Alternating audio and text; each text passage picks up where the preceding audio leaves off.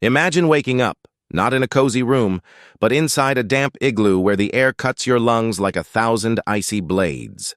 The pervasive scent of seal blubber and sweat clings to every fiber of your hide garments, an ever-present reminder of your harsh reality. Outside, the darkness is so profound you could almost touch it, impenetrable and oppressive, stretching into the vast unknown. Then, a howl. Not a wolf's, but the polar wind, your relentless enemy, constantly striving to transform you into a frozen statue.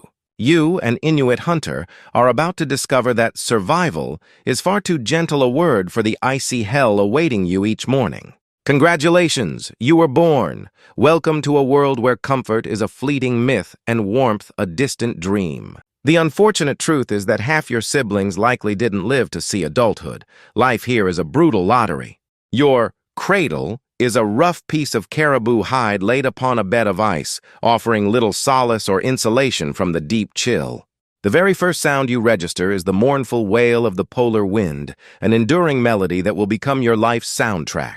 From your earliest moments, you learn that even the slightest hint of weakness is an immediate and grave death sentence. Excessive crying, a natural infant instinct, is quickly silenced. It can attract lurking predators or simply exhaust your weary parents.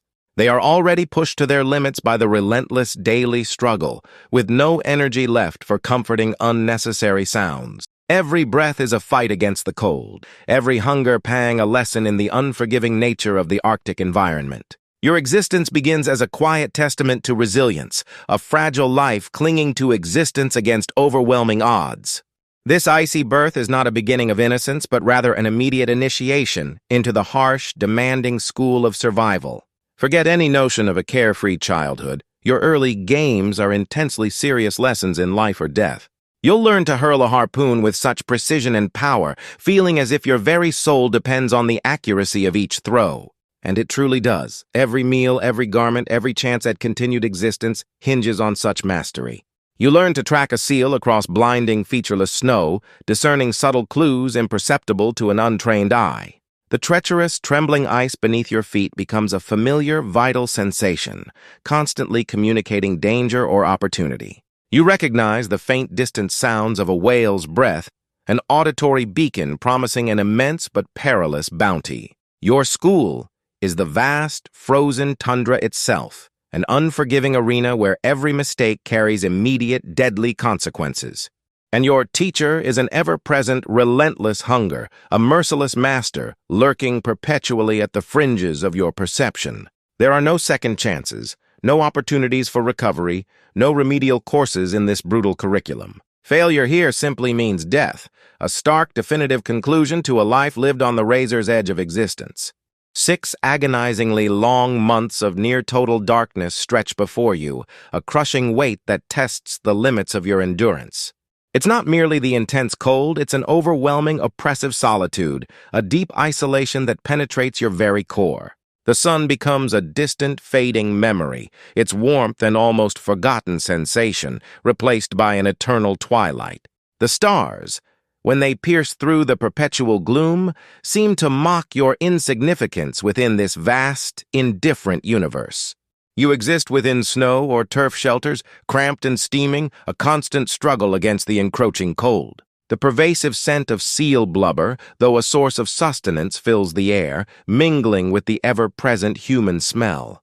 Anxiety becomes a constant companion, gnawing at your mind as you fret about whether the dwindling food supply will truly last. Claustrophobia settles in as your intimate friend, a suffocating presence in your confined, unchanging winter home. Melancholy becomes your faithful, ever-present shadow, an inescapable guest during the desolate, sunless nights. The endless winter is not just a season, it's a profound psychological test, pushing humanity to its very breaking point. Your diet is, by most standards, incredibly monotonous, primarily meat and lots of it, often consumed raw or barely cooked. Seal blubber is your primary source of energy, a crucial fuel keeping your body functioning in the intense cold. Consuming raw organs is your desperate, often only, attempt to acquire some vitamin C, staving off the dreaded scurvy. Scurvy, a ghastly illness, makes your teeth rot and fall out, a painful and debilitating consequence of nutritional deficiency. The very idea of a fresh green salad is nothing short of a cruel joke played by a distant, indifferent fate. Each meal is a precarious race against severe malnutrition, a constant battle to extract enough sustenance to survive. Your stomach rumbles so loudly sometimes you could almost swear you hear the very ice itself singing a song of hunger. The utter monotony of the taste and texture of your food is a luxury you absolutely cannot afford to complain about. Every bite is a testament to survival, not to culinary delight, a necessary act to defy the ever-present threat of starvation. This diet, though seemingly bleak, provides the vital calories and nutrients needed to conquer the extreme Arctic environment. Your stage is the vast, treacherous frozen sea, an expanse of white offering no sympathy for the unwary. Your partner in this deadly ballet is the kayak, crafted from animal skins, a fragile shell separating you from the icy abyss below. You spend countless hours utterly motionless, a silent white specter blending seamlessly into the immense white wilderness. You wait, with an almost supernatural patience, for a seal to emerge from a tiny breathing hole in the otherwise solid ice. One single mistake, a sudden movement, or an ill-timed sound, and your elusive prey vanishes instantly, without a trace. A swift, unexpected capsizing of your kayak plunges you into the frigid water, minutes away from fatal hypothermia.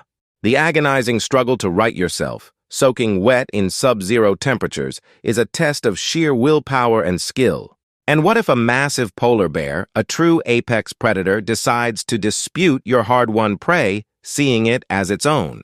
In that terrifying scenario, may the spirits of your ancestors have profound pity on your suddenly very vulnerable soul. This isn't just a hunt, it's a relentless high-stakes duel where the line between hunter and hunted often blurs. Your essential tools, your very lifeline, are fashioned from painstakingly chipped stone, sharpened bone, and intricately worked ivory. Harpoons, often representing weeks of meticulous, dedicated craftsmanship, are your primary means of securing sustenance. Your knives, though deadly sharp, are susceptible to sudden breakage at the most absolutely crucial, life-threatening moment.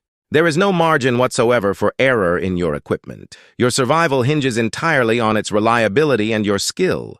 Every single cut, every minor chip, every material flaw can spell the definitive difference between life and agonizing death. And each wound sustained, each critical breakage endured, mandates hours of arduous, precious labor for repair or complete recreation. This valuable time, stolen from the urgent necessities of hunting, becomes a heavy tax on your already demanding existence. Your technology is fundamentally rudimentary by modern standards, but your ingenuity is boundless, a beacon of human adaptability. This ingenuity represents the absolute final frontier between your continued, fragile life and the inevitable, icy embrace of death. Your tools are not just objects.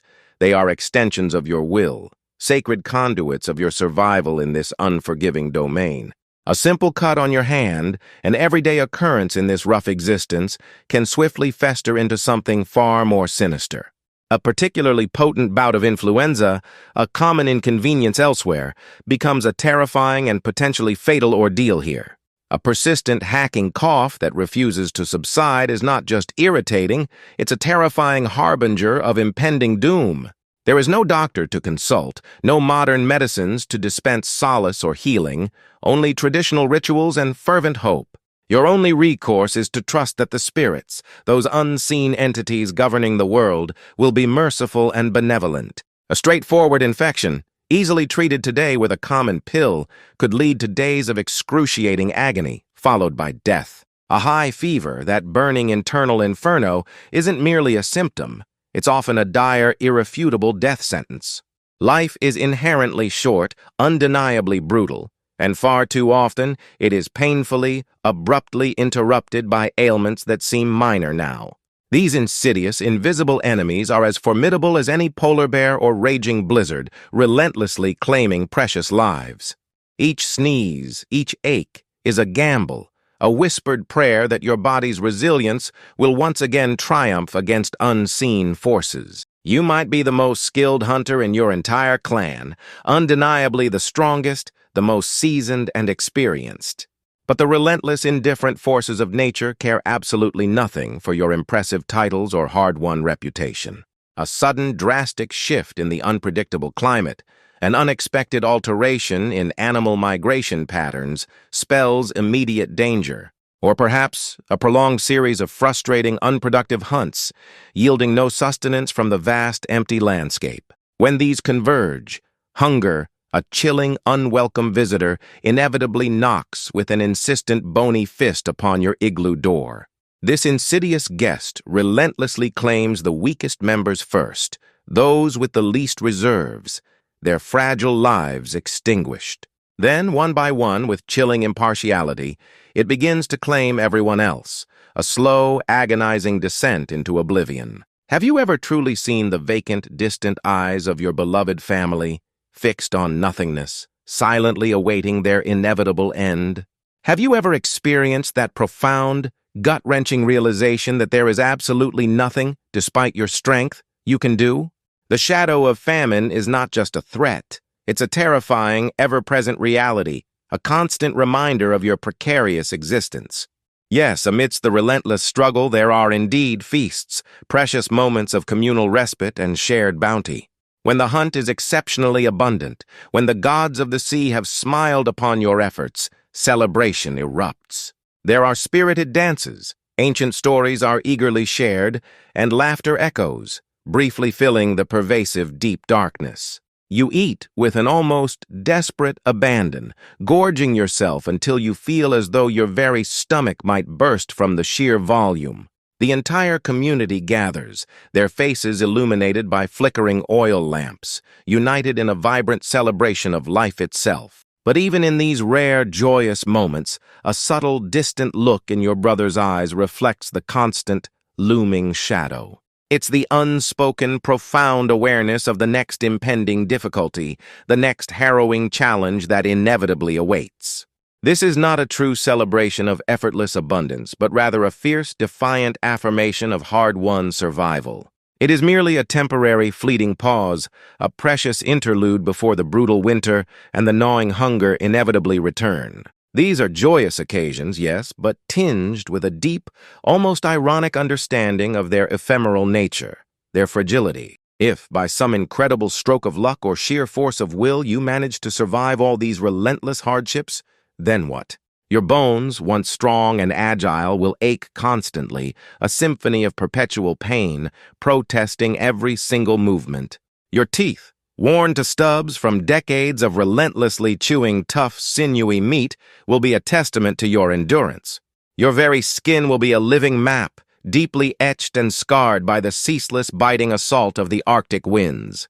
You become an esteemed elder, a revered keeper of ancient stories, a vital repository of the clan's accumulated wisdom. You are a living map of countless scars and profound memories of the unbearable cold, a chronicle of survival itself. But old age, despite its reverence, is an extremely rare privilege, one that only a minuscule fraction ever truly attained. And many who did reach it often secretly wished that death had arrived sooner, providing a quicker release from the pain. They long to be spared the profound sorrow of further suffering and the inevitable, crushing dependence on those still strong enough to hunt. Your golden years are not a serene retirement. They are a slow, often painful decline, shadowed by memory and persistent chill.